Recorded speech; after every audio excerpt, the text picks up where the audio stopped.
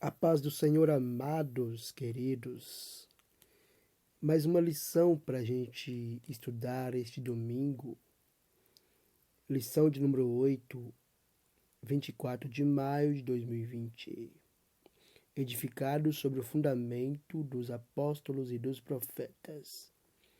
Textuário está em Efésios, capítulo 2, versículo 20.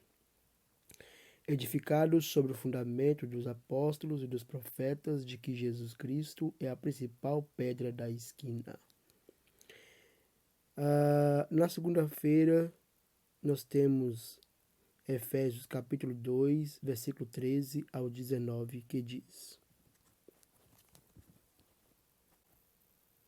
Mas agora, em Cristo Jesus, vós que antes estáveis longe, já pelo sangue de Cristo chegastes perto, porque Ele é a nossa paz, o qual de ambos os povos fez um, e derribando a parede da separação que estava no meio, na sua carne desfez inimizade, isto é, a lei dos mandamentos, que consistia em ordenanças para criar em si mesmo dos dois um novo homem, fazendo a paz. E pela cruz reconciliar ambos com Deus em um corpo, matando com ela as inimizades. E vindo ele, evangelizou a paz a vós que estáveis longe, e aos que estavam perto, porque por ele ambos temos acesso ao Pai em um mesmo Espírito.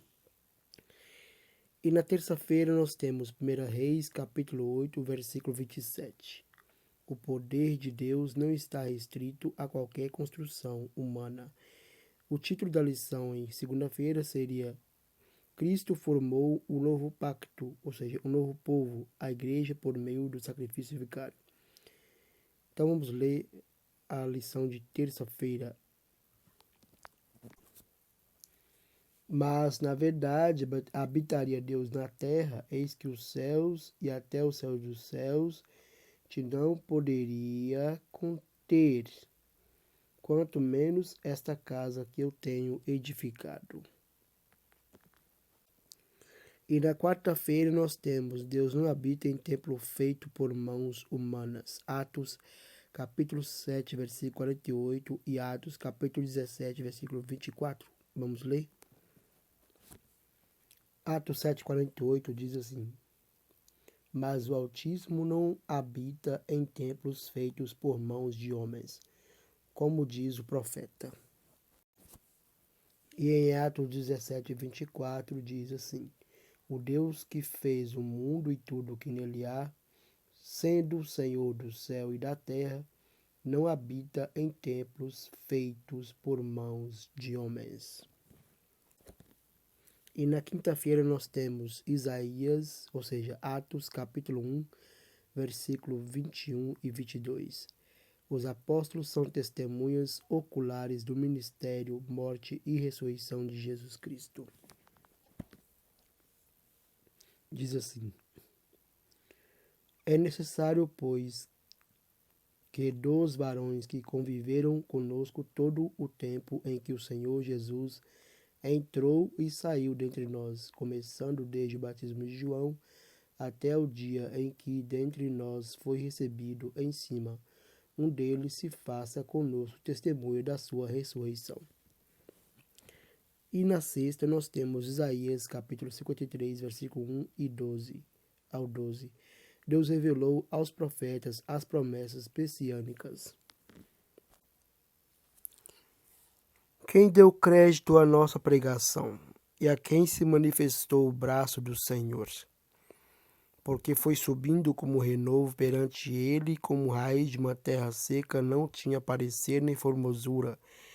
E olhando nós para ele, nenhuma beleza víamos para que o desejássemos. Era desprezado e o mais indigno entre os homens, homem de dores, experimentado nos trabalhos, e como um de quem os homens escondiam o rosto, era desprezado, e não fizemos dele caso algum. Verdadeiramente ele tomou sobre si as nossas enfermidades, as nossas dores levou sobre si, e nós o reputamos por aflito ferido de Deus. Mas ele foi oprimido, ele foi ferido pelas nossas transgressões e moído pelas nossas iniquidades. O castigo que nos traz a paz estava sobre ele, pelas suas pisaduras fomos sarados. Todos nós andamos desgarrados como ovelhas, cada um desviava pelo seu caminho, mas o Senhor fez cair sobre ele a iniquidade de todos. Ele foi oprimido, mas não abriu a sua boca. Como um cordeiro foi levado ao matadouro, e como ovelha muda perante os seus tosqueadores, ele não abriu a sua boca. Da opressão e do juízo foi tirado. Quem contará o tempo da sua vida? Porquanto foi cortado da terra dos viventes, e pela transgressão do meu povo foi ele atingido. E puseram a sua sepultura com os ímpios e com o rico, e na sua morte, porquanto nunca fez injustiça, nem houve engano na sua boca. Todavia, ao Senhor agradou o moê-lo, fazendo-o enfermar. Quando a sua alma se puser por expiação do pecado, verá sua posteridade, prolongará os dias, e o bom prazer do Senhor prosperará na sua mão. O trabalho da sua alma verá e ficará satisfeito. Com seu conhecimento, o meu servo, o justo, justificará a muitos, porque as iniquidades deles levará sobre si. Pelo que lhe darei a parte de muitos, e com os poderosos repartirá ele os despojos, porquanto derramou a sua alma na morte e foi contado com os transgressores. Mas ele levou sobre si o pecado de muitos e pelos transgressores intercede. E finalmente, no sábado, nós temos João, capítulo 14, versículo 23 e 1 Coríntios, capítulo 3, versículo 16. O título é o seguinte: Cristo, a pedra angular da igreja, vive no interior de cada crente. João 14, 23. Jesus respondeu e disse-lhe: Se alguém me ama, guardará a minha palavra. E meu Pai o amará, e viremos para ele, e faremos nele morada. 1 Coríntios 3,16 fala assim: Não sabeis vós que sois o templo de Deus e que o Espírito de Deus habita em vós? Bem, queridos, a leitura bíblica em classe está em Efésios capítulo 2, versículo 20 ao 22 e Mateus capítulo 7, 24 ao 27. Vamos ler, portanto. Edificados sobre o fundamento dos apóstolos e dos profetas, de que Jesus Cristo é a principal pedra da esquina, no qual todo edifício bem ajustado cresce para templo santo no Senhor, no qual também vós juntamente sois edificados para a morada de Deus no Espírito. Mateus 7. Todo aquele, pois, que escuta estas minhas palavras e as pratica, assemelhá-lo-ei ao homem prudente que edificou a sua casa sobre a rocha. E desceu a chuva, e correram rios, e assopraram ventos, e combateram aquela casa, e não caiu, porque estava edificada sobre a rocha. E aquele que ouve estas minhas palavras e não as cumpre, compará-lo-ei ao homem insensato que edificou a sua casa sobre a areia. E desceu a chuva, e correram rios, e assopraram ventos, e combateram aquela casa, e caiu, e foi grande a sua queda. Introdução. Por meio da reconciliação efetivada na cruz, Cristo formou a igreja. O apóstolo Paulo a compara como um edifício em construção. A pedra angular dessa edificação é Cristo, e o fundamento é a doutrina dos apóstolos e o testemunho dos profetas. Assim, há o propósito divino de que sejamos o templo santo do Senhor, a morada do Altíssimo. Nesta lição, estudaremos cada um desses aspectos. Ponto 1. Tópico 1. Um edifício espiritual. E ponto 1. O santuário judeu. O templo em Jerusalém era o símbolo do exclusivismo de Israel como povo de Deus. A proibição dos estrangeiros acessarem o templo era um motivo de inimizade entre judeus e gentios. Ao reconciliar ambos os povos, Cristo aboliu as leis cerimoniais, desfez a inimizade entre eles e formou uma nova humanidade, a Igreja. Assim, o templo judaico perde sua relevância e um novo conceito de santuário é apresentado. Ponto 2. O santuário cristão. Os que pertencem a Cristo são comparados a um edifício onde Deus habita em espírito. O ensino apostólico lembra Salomão quando este reconheceu que o templo em Jerusalém não poderia conter a Deus, e reafirma a instrução de Estevão em que o Altíssimo não habita em templos feitos por mãos de homens. Desse modo, os crentes, judeus ou gentios, tornaram-se o templo onde o Espírito de Deus habita, em que eles são pedras vivas em um edifício espiritual. Ponto 3. A pedra angular. Na arquitetura antiga, a construção de um edifício requeria uma pedra angular. Ela é traduzida como a pedra mais importante, ou pedra principal. Era posta no canto do prédio para sustentar o alicerce, firmar e unir toda a estrutura e manter as paredes em linha certa. Para que se tenha uma ideia dessa dimensão, em uma das escavações no local do Templo de Jerusalém, foi encontrado um monólito com cerca de 12 metros de comprimento. Ponto 4. Cristo, a pedra principal. A identificação de Cristo como pedra angular remonta à profecia messiânica em que a pedra rejeitada tornou-se cabeça de esquina. Ele mesmo afirmou ser a cabeça da esquina. Assim como também os apóstolos testificaram ser Cristo a pedra principal. Portanto, a pedra angular deste novo santuário é o próprio Cristo.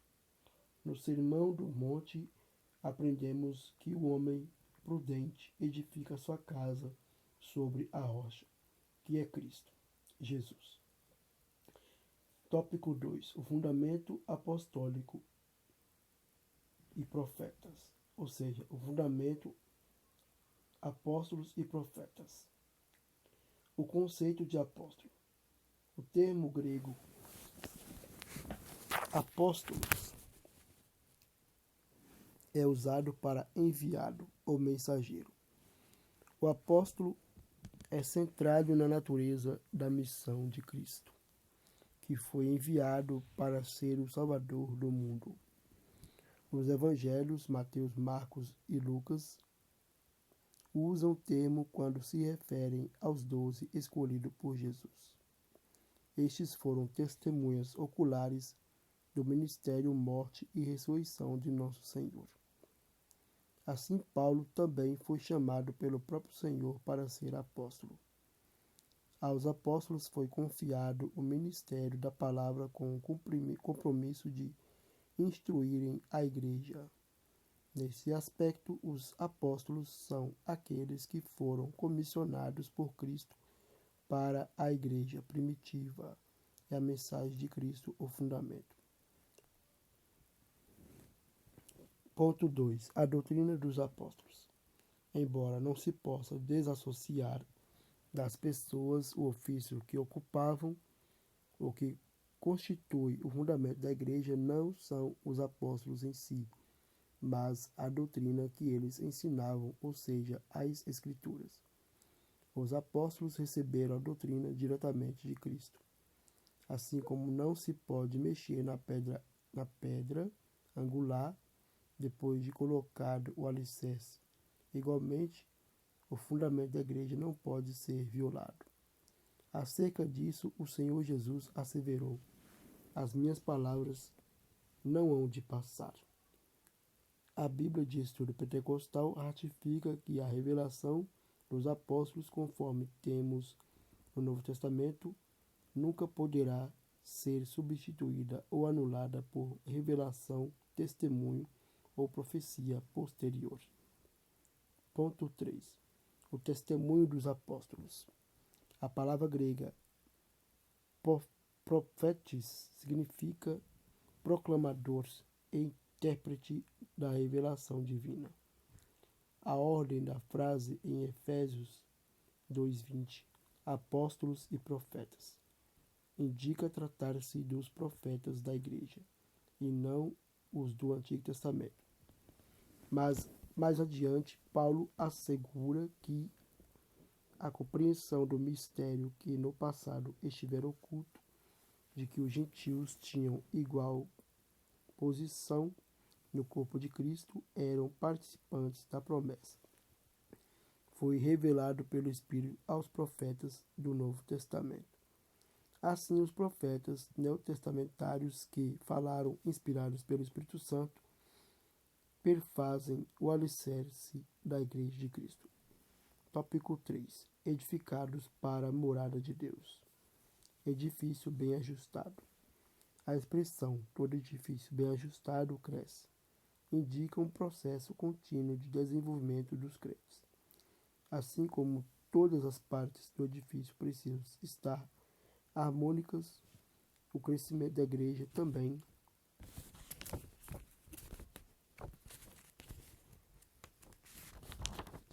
depende de tudo ser bem ajustado a Cristo. Nessa caminhada, o salvo comporta-se como filho obediente e passa a evidenciar o fruto do Espírito. O desenvolvimento prossegue até alcançar a medida completa de Cristo, pois todo crente bem ajustado torna-se templo santo no Senhor. Templo santo no Senhor. Ponto 2. A palavra aqui usada para templo é o vocábulo naon, que designa o recinto interior, o lugar santíssimo, ou seja, o lugar do encontro do sumo sacerdote com Deus. Todavia, a analogia paulina não se refere a uma estrutura material, mas sim ao crente que se tornou templo santo. Separado do pecado, quem pertence a Cristo passa a viver em santidade. Como resultado, ao desfrutar da comunhão divina, o crente recebe o livre acesso à presença do Pai, tornando-se assim morada de Deus no Espírito. Ponto 3. Morada do Altíssimo.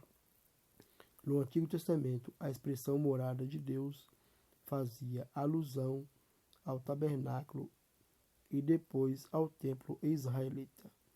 Indicava lugar de habitação permanente e de comunhão íntima. Como já vimos, o crente tornou-se templo santo do Senhor. Isto indica que Deus habita em nós por meio de seu Espírito, e que tal afirmação ratifica o ensino apostólico de que Deus não habita em templos feitos por mãos de homens. Ele reside individualmente dentro de cada cristão, bem como no corpo inteiro de crentes, a igreja formada por judeus e gentios. Conclusão. A comparação da igreja como edifício em construção indica que estamos em processo de aperfeiçoamento até que todos cheguemos à unidade da fé. A pedra angular, que é o próprio Cristo, não pode ser substituída. A doutrina dos apóstolos e o testemunho dos profetas não podem ser revogados. Para refletir a respeito de edificado sobre o fundamento dos apóstolos e dos profetas, responda: ao reconciliar ambos os povos, o que Cristo fez?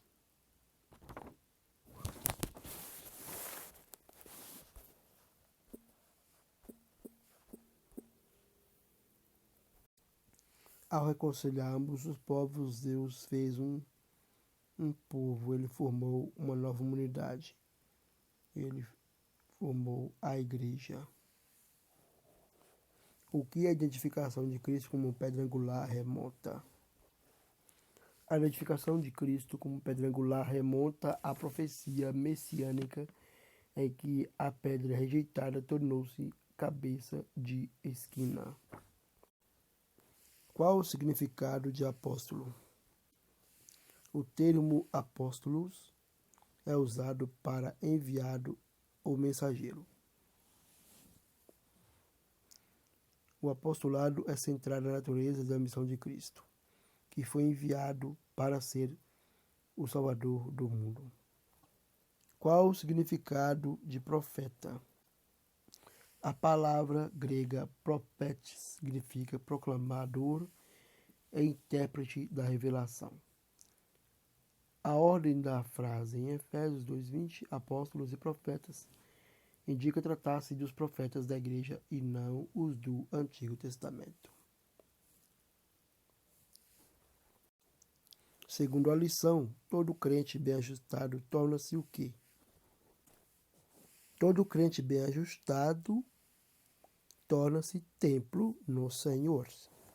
Então, graças a Deus, ouvintes, irmãos, essa é mais uma lição que será estudada neste domingo, que você irá acompanhar na sua igreja. Deus abençoe.